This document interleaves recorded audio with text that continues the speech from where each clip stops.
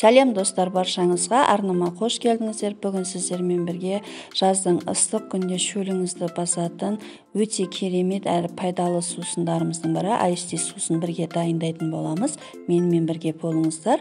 Видеомды толықтай қарамас бұрын арнама жазылып, жандағы қоңырауша белгісін басып қойыңыздар. Өте көп мөлшерде жасап, сатылымға шығарсаңыздар да болады, және балаларға да өте пайдалы сусын. Ең алдыменен қажетті заттарымыз ол каркаде шайы, мята, яғни жалбыз, қант, алма, жарты лимон, 1 штук апельсин қажет болады.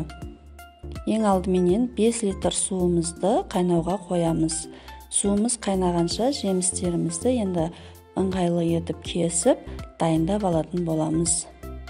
Апельсинімізді осылай кесіп аламыз.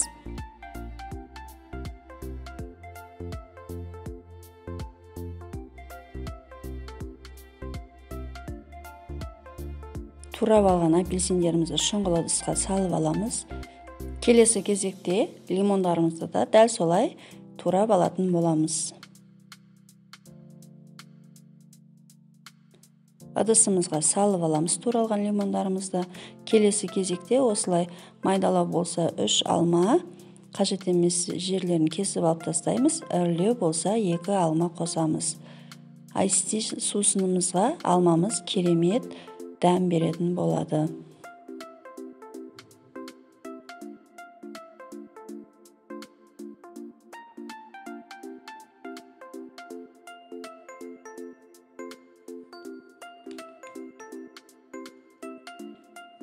Алмаларымызды ыдысымызға салып аламыз. Міне жемістеріміздің барлығын турап алдық. Каркадемізді дайындап алдық. Қантымызды өлшеп дайындап алдық. Мятамызды жақсылап жуып алдық. Енді суымыз қайнап шықты. Қайнап тұрған суымызға каркадемізді салатын боламыз. Салып болған соң қантымызды саламыз. Кішкене қозғап жібереміз. Қантымыз жабысып қалмауы керек. Және 15 минут қайнататын боламыз. Міне түсі де өзгерді. Өте керемет болып шықты. Енді каркадаларымызды қайнап болған соң осылай сүзіп алып тастаймыз. Сүзіп алынған каркадаларымызды тағда бір қайнатуға жарайды. Келесіде енді тек 2 литр суға салып қайнататын боламыз. Енді алдын ала турап алған жемістеріміздің барлығын салып жібереміз. Жалбызымызды саламыз.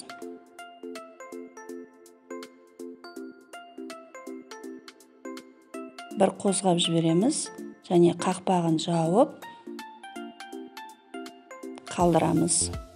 Бір бүлкетіп қайнағаннан соң 3 минут, ең ұзағы 5 минут қана қайнатып өшіріп қоямыз. Міне осыменен Ice-Tea сусынымыз дайын. Мен тезірек суыту үшін бөлек ыдысқа құйып алдым. Жақсылап енді салқындатып суытып аламыз сусынымызды. Міне бөліп құйып алдық, енді суығанша күтеміз. Әбден суыған соң осылай графиндерге, осындай полиэтиленді бутылкаларға құямыз. Салқындатып ішу үшін осылай мен мұз салдым. Үстінен сусынымызды құямыз. Дәмі деген өте керемет, өте дәмді болып шықты. Әсіресе газдалған сусынға қарағанда бұл сусынның пайдасы өте көп. Балаларға да үнемі жасап беруге кеңес беремін. Міндетті түрде жасап көріңіздер. Және де сатылымға шығарсаңыздар да болады. Осылай бутылкаларға құйып болған соң 1 аптаға дейін түсі де, дәмі де ешқандай өзгермейді. Салқын жерде және сақтау қажет. Назарларыңызға үлкен рахмет. Егер видео пайдалы болса, сіздерге міндетті түрде жасап көріңіздер және лайк басып, өз пікірлеріңізді қалдыра кетіңіздер. Келесі кездескенше сау болыңыздар.